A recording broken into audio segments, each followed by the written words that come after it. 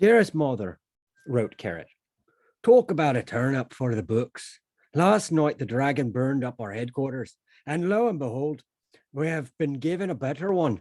It is in a place called Pseudopolis Yard, opposite the Opera House.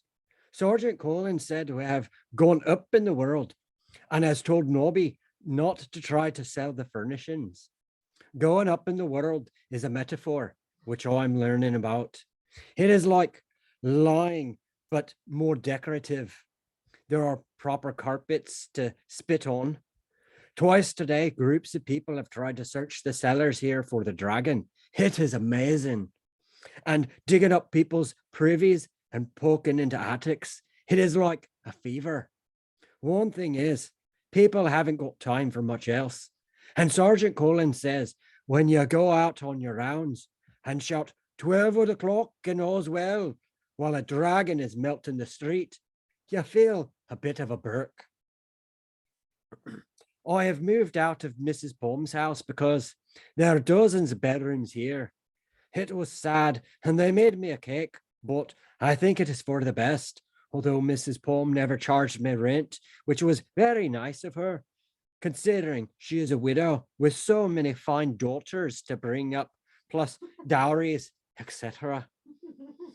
Also, I have made friends with this ape who keeps coming around to see if we have found his book. Nobby says it is a flea-ridden moron because it won 18D off him playing Cripple Mr. Onion, which is a game of chance with cards, which I do not play.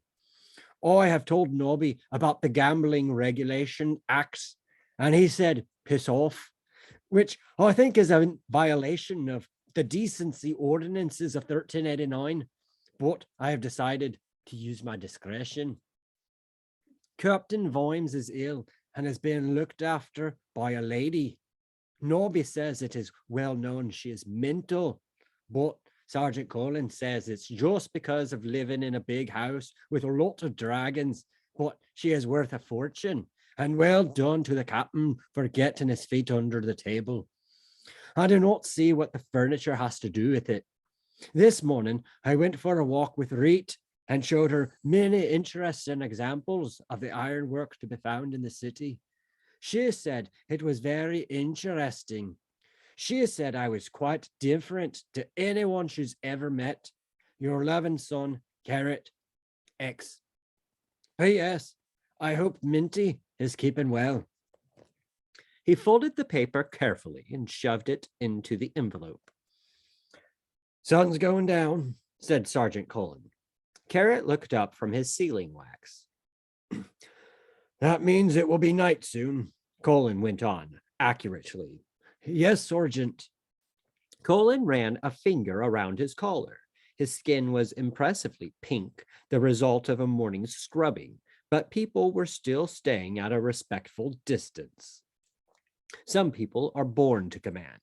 Some people achieve command, and others have command thrust upon them. And the sergeant was now included in this category and wasn't very happy about it. Any minute now, he knew he was going to have to say that it was time they went out on patrol. He didn't want to go out on patrol. He wanted to find a nice sub-basement somewhere. But Nobly S. Obligé, if he was in charge, he had to do it. It wasn't the loneliness of command that was bothering him. It was the being fried alive of command that was giving him problems. He was also pretty sure that unless they came up with something about this dragon very soon, then the patrician was going to be unhappy. And when the patrician was unhappy, he became very democratic. He found intricate and painful ways of spreading that unhappiness as far as possible. Responsibility, the sergeant thought, was a terrible thing. So he was being horribly tortured. As far as he could see, the two facts were rapidly heading toward one another. And thus he was terribly relieved when a small coach pulled up outside the yard. It was very old and battered. There was a faded coat of arms on the door. Painted on the back, and rather newer, was the little message, "Winnie, if you love dragons." Out of it, wincing as he got down, stepped Captain Vimes. Following him was the woman known to the sergeant as Mad Sybil Ramkin. And finally, hopping down obediently on the end of its lead was a small... The sergeant was too nervous to take account of actual size. "Walby Mogadord. They've only gone and caught it."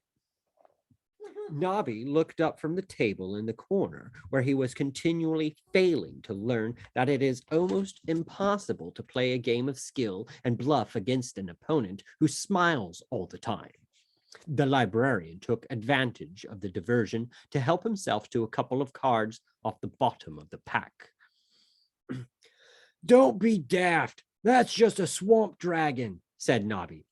"She's all right, is Lady Sybil. A real lady." The other two guards turned and stared at him. This was Nobby talking. "You two can bloody well stop that," he said. "Why shouldn't I know a lady when I sees one? She give me a cup of tea, and a cup as fine as paper and a silver spoon in it," he said, speaking as one who has peeped over the plateau of social distinction. "And I give it back to her, so you can stop looking at me like that." "What is it you actually do on your evenings off?" said Cullen.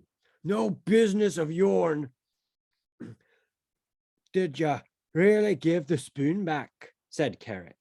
"Yes, I bloody well did," said Nobby hotly. "Attention, lads," said the sergeant, flooded with relief. The other two entered the room. Vimes gave his men his usual look of resigned dismay. "My squad," he mumbled. "Fine body of men," said Lady Ramkin. "The good old rank and file, eh?" "The rank, anyway," said Vimes. Lady Ramkin beamed encouragingly. This led to a strange shuffling among the men. Sergeant Colin, by dint of some effort, managed to make his chest stick out more than his stomach. Carrot straightened up from his habitual stoop. Nobby vibrated with soldierly bearing, hands thrust down by his sides, thumbs pointing sharply forward. Pigeon chest inflated so much that his feet were in danger of leaving the ground. "I always think we can all sleep safer in my bed knowing that these brave men are watching over us," said Lady Ramkin, walking sedately along the rank, like a treasure galleon running ahead of a mild breeze. "And who is this?" It is difficult for an orangutan to stand to attention. Its body can master the general idea, but its skin can't. The librarian was doing his best, however, standing in a sort of respectful heap at the end of the line and maintaining the kind of complex salute you can only achieve with a 4-foot arm. "He's plainclothes, ma'am," said Nobby smartly. "Special ape services." Very enterprising indeed," said Lady Ramkin. "How long have you been an ape, my man?" "Ook." "Well done." She turned to Vimes, who was definitely looking incredulous. "A credit to you," she said. "A fine body of men." "Ook."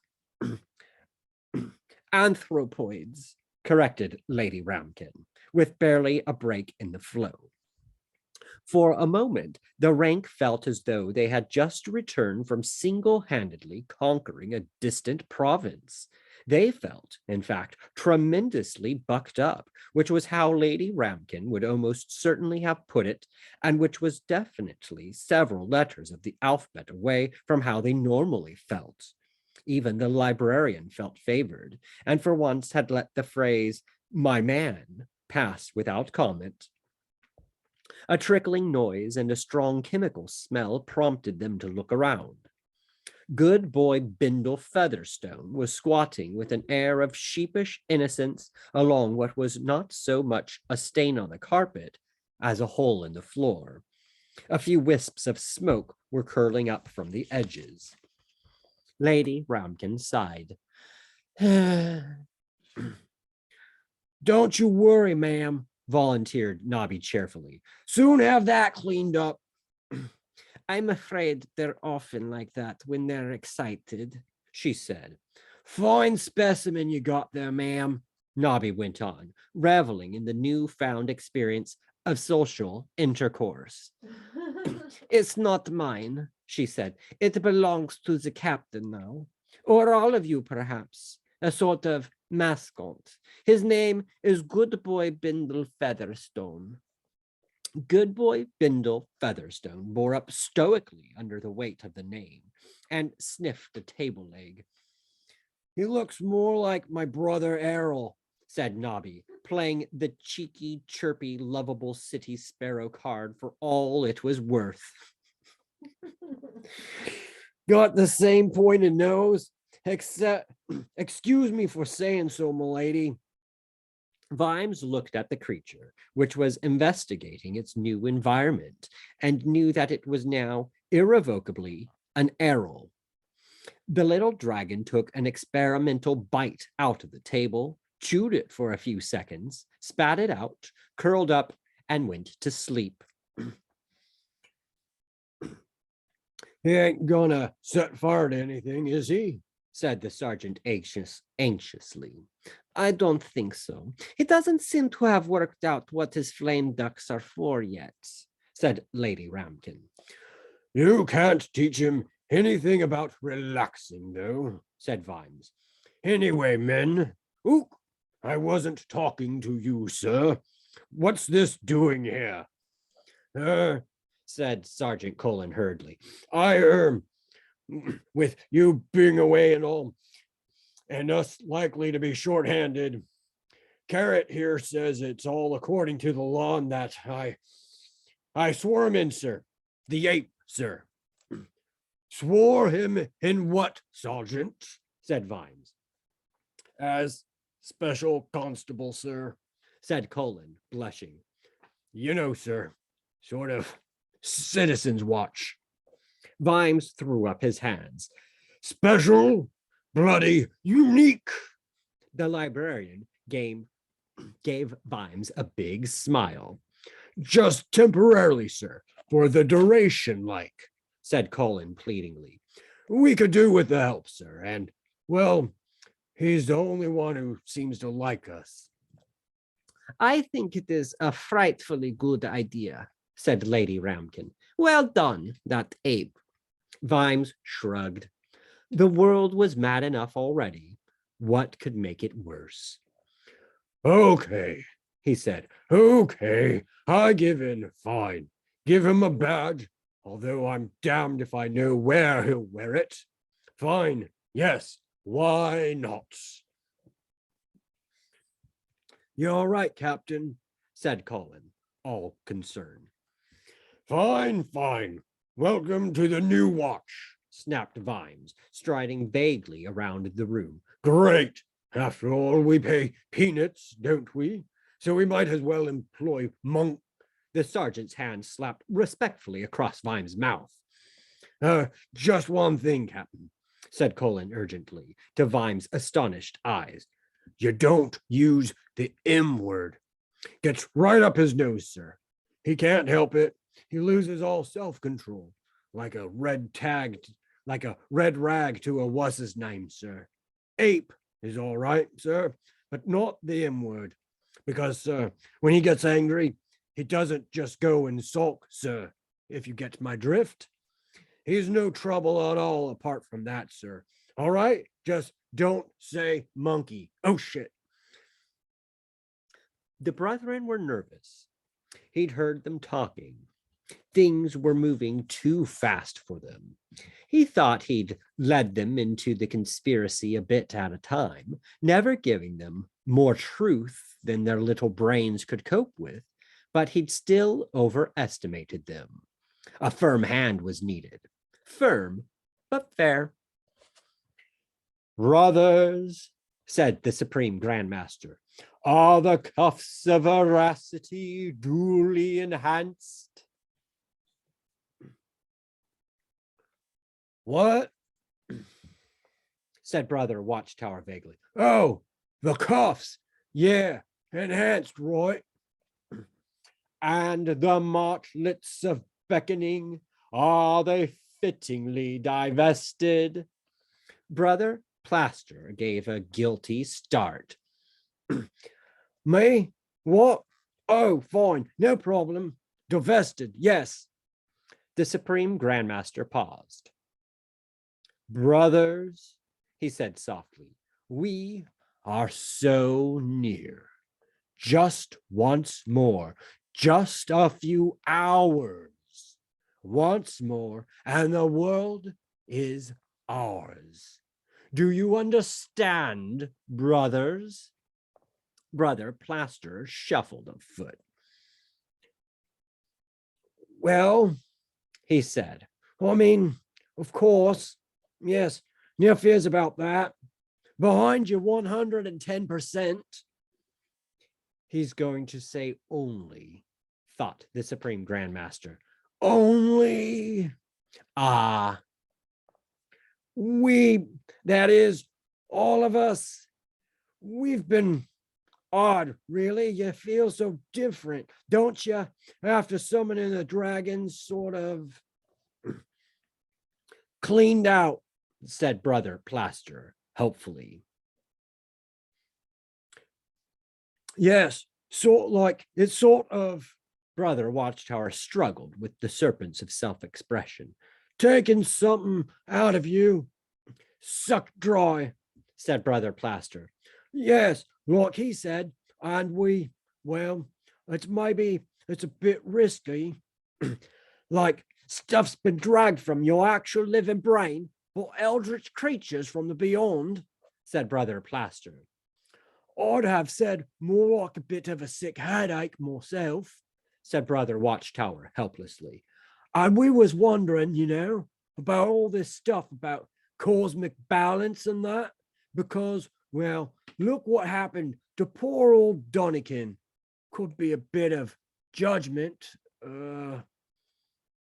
It was just a maddened crocodile hidden in a flower bed, said the Supreme Grandmaster. It could have happened to anyone. I understand your feelings, however. You do? Said Brother Watchtower. Oh, yes. They're only natural. All the greatest wizards feel a little ill at ease before undertaking a great work as this. The brethren preened themselves. Great wizards. That's us, yeah. But in a few hours it will be over, and I am sure that the king will reward you handsomely. The future will be glorious. This normally did the trick. It didn't appear to be working this time. But the dragon, Brother Watchtower began. There won't be any dragon. We won't need it. Look, said the Supreme Grandmaster. It's quite simple. The lad will have a marvelous sword. Everyone knows kings have marvelous swords. This'd be the marvelous sword you've been telling us about, wouldn't it? Said Brother Plaster. And when it touches the dragon, said the Supreme Grandmaster, it will be foom. Yeah, they do that, said Brother Doorkeeper. My uncle kicked a swamp dragon once. He found it eating his pumpkins. Damn thing nearly took his leg off. The Supreme Grandmaster sighed. A few more hours, yes, and then no more of this. The only thing he hadn't decided was whether to let them alone. Who'd believe them after all? Or send a guard to arrest them for being terminally stupid?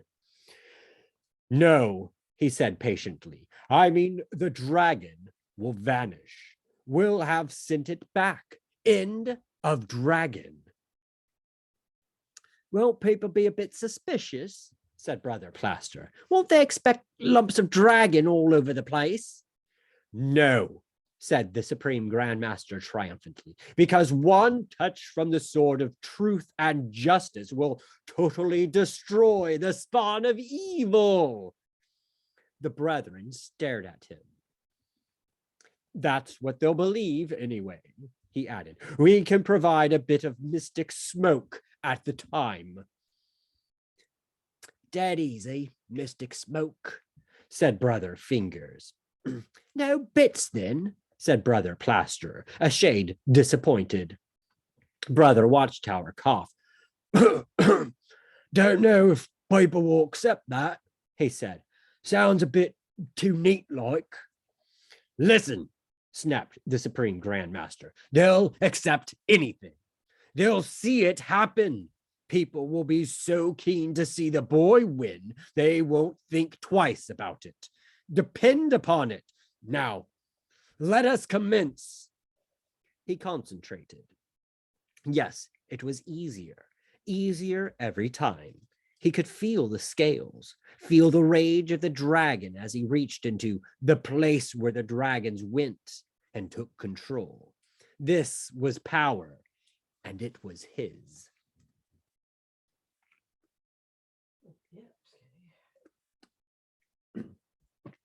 Sergeant Colin winced. Ow. Don't be a big softly, said Lady Ramkin cheerfully, tightening the bandage with a well-practiced skill handed down through many generations of Ramkin womenfolk. He hardly touched you. Oh, and he's very sorry, said. Oh, and he's very sorry, said Carrot sharply. Show the sergeant how sorry you are. Go on. Ook, said the librarian sheepishly. Don't let him kiss me, squeaked Colin. Do you think picking someone up by their ankles and bouncing their head on the floor comes under the heading of striking a superior officer? Said Carrot. I'm not pressing charges, me, said the sergeant hurriedly. Can we get on? Said Vimes impatiently. We're going to see if Errol can sniff out the dragon's lair. Lady Ramkin thinks it's got to be worth a try. You mean set a deep hole with spring-loaded sides, tripwires, whirling knife blades driven by water power, broken glass and scorpions to catch a thief, Captain? Said the sergeant doubtfully. Ow! Yes, we don't want to lose the scent, said Lady Ramkin. Stop being a big baby, Sergeant. Brilliant idea about using Errol, ma'am, if I may make so bold, said Nobby, while the sergeant blushed under his bandage. Vimes was not certain how long he would be able to put up with Nobby, the social mountaineer. Carrot said nothing.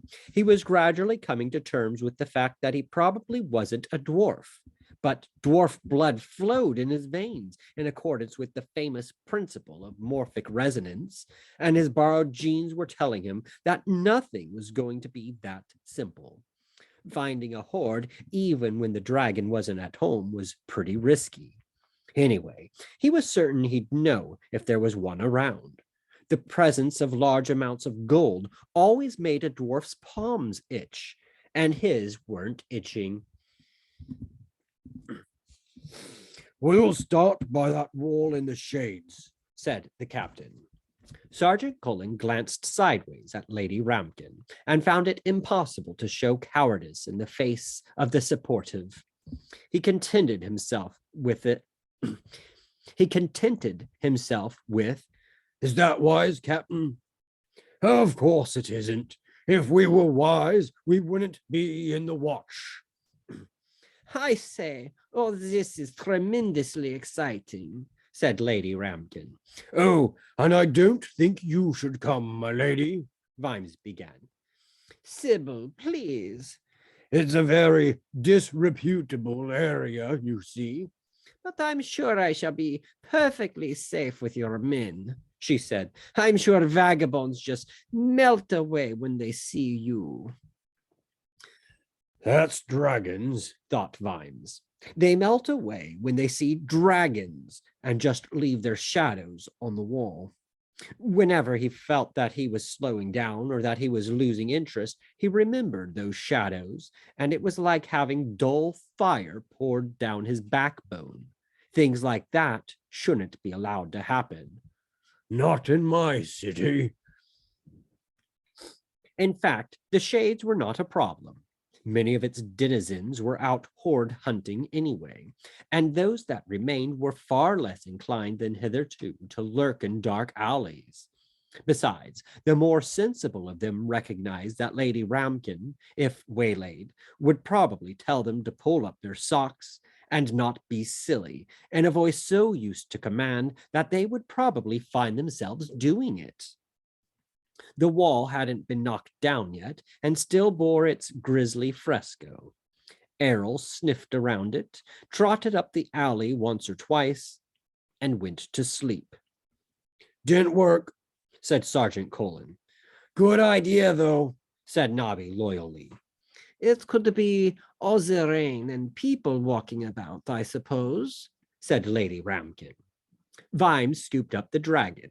It had been a vain hope anyway. It was just better to be doing something than nothing. We'd better get back, he said. The sun's gone down. They walked back in silence. The dragons even tamed the shades. The dragons even tamed the shades, Vimes thought. It's taken over the whole city even when it isn't here. People will start tying virgins to rocks any day now. It's a metaphor of human bloody existence, a dragon. And if that wasn't bad enough, it's also a bloody great hot flying thing. He pulled out the key to the new headquarters. While he was fumbling in the lock, Errol woke up and started to yammer. Not now, Vimes said. His sides twinged. The night had barely started, and already he felt too tired. A slate slid down the roof and smashed on the cobbles beside him. Captain, hissed Sergeant Colin. What? It's on the roof, Captain. Something about the sergeant's voice got through to Vimes. It wasn't excited. It wasn't frightened. It just had a tone of dull, leaden terror. He looked up. Errol started to bounce up and down under his arm. The dragon, was peering down interestedly over the guttering. Its face alone was taller than a man. Its eyes were the size of very large eyes, colored a smoldering red and filled with an intelligence that had nothing to do with human beings. It was far older, for one thing. It was an intelligence that had already been long basted in guile and marinated, long basted in guile and marinated in cunning by the time a group of almost monkeys were wondering whether standing on two legs was a good career move. It wasn't an intelligence that had any truck with or even understood the arts of diplomacy. It wouldn't play with you or ask you riddles, but it understood all about arrogance and power and cruelty, and if it could possibly manage it, it would burn your head off because it liked to. It was even more angry than usual at the moment. It could sense something behind its eyes, a tiny, weak, alien mind, bloated with self-satisfaction. It was infuriating, like an unscratchable itch. It was making it do things it didn't want to do, and stopping it from doing things it wanted to do very much. Those eyes were, for the moment, focused on Errol, who was going frantic. Vimes realized that all that stood between him and a million degrees of heat was the dragon's vague interest in why Vimes had a smaller dragon under his arm. Don't make any sudden moves, said Lady Ramkin's voice behind him. And don't show fear. They can always tell when you're afraid. Is there any other advice you can offer at this time? Said Vimes slowly, trying to speak without moving his lips. Well, Tickling them behind their ears often works. Oh, said Vimes weakly. And a good sharp no, and taking away their food bowl. Oh, and hitting them on the nose with a roll of paper is what I do in extreme cases. In the slow, brightly outlined, desperate world Vimes was now inhabiting, which seemed to revolve around the craggy nostrils a few meters away from him, he became aware of a gentle, hissing sound. The dragon was taking a deep breath. The intake of air stopped. Vimes looked into the darkness of the flame ducts and wondered whether he'd see anything, whether there'd be some tiny white glow or something, before fiery oblivion swept over him. At that moment, a horn rang out. The dragon raised its head in a puzzled way and made a noise that sounded vaguely interrogative without being in any way a word. The horn rang out again. The noise seemed to have a number of echoes that lived a life of their own. It sounded like a challenge. If that wasn't what it was, then the hornblower was soon going to be in trouble, because the dragon gave Vimes a smoldering look, unfolded its enormous wings, leapt heavily into the air, and against all the rules of aeronautics, flew slowly away in the direction of the sound. Nothing in the world should have been able to fly like that. The wings thumped up and down with a noise like potted thunder, but the dragon moved as though it was idly sculling through the air. If it stopped flapping, the movement suggested, it would simply glide to a halt.